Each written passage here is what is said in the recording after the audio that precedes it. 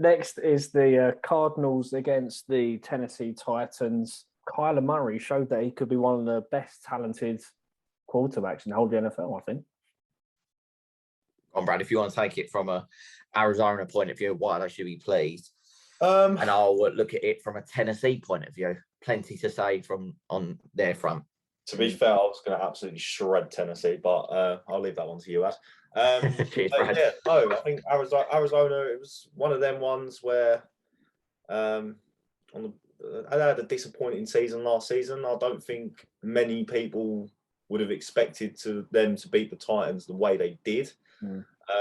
But Kyler Murray, what a performance from him. I think he was, as you'd expect, a Kyler Murray performance. He'd be at the heart of everything, and he was just connecting with everyone. And it was kind of good to see in a way, because after this disappointing season that the Cardinals had last season, this again, like a few other teams, like the Chargers, they could, like, fortunes are turning. And like as the same with the Chargers game a year ago, with the form that Ryan Tannehill was in for the Titans a year ago, Cardinals would have probably lost that game.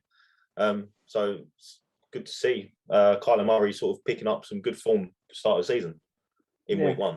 Everything he did just seemed to just come off.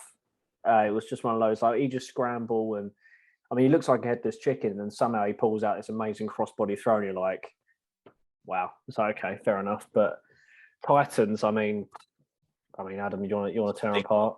Derrick Henry was shocking. Absolutely abysmal. You have to look at pretty much what Mike Vrabel said from his star wide receiver doing dumb S-word.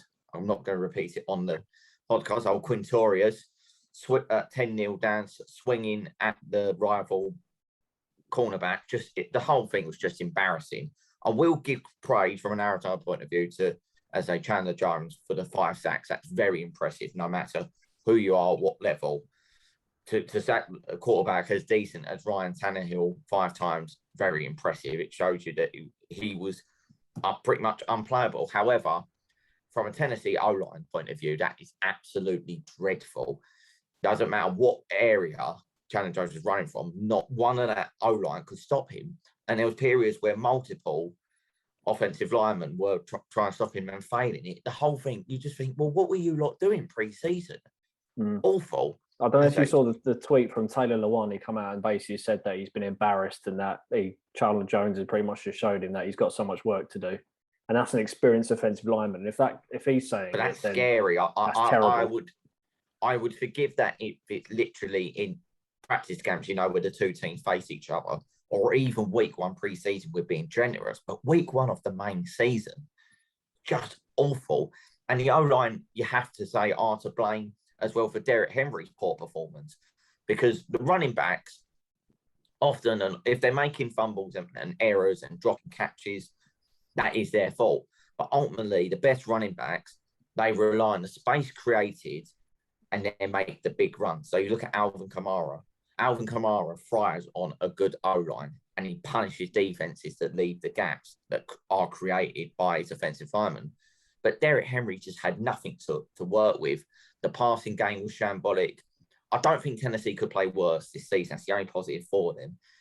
If quite a few teams will use this excuse, it was almost like week one for a lot of teams was that 4th game of pre-season that we no longer have, because it's now a 17-game regular season. Well, Tennessee hope that their week one is next week. Obviously, it's going to be the same sorry when they're not quite progressing. They're going to be at best 9-8, 10-7, get to the playoffs with a bit of momentum, then lose to a team that's experienced at actually winning in the playoffs. Same old story, and this was in a full house at Nashville as well. No one would have predicted this because of the inconsistencies that the Cardinals show as well.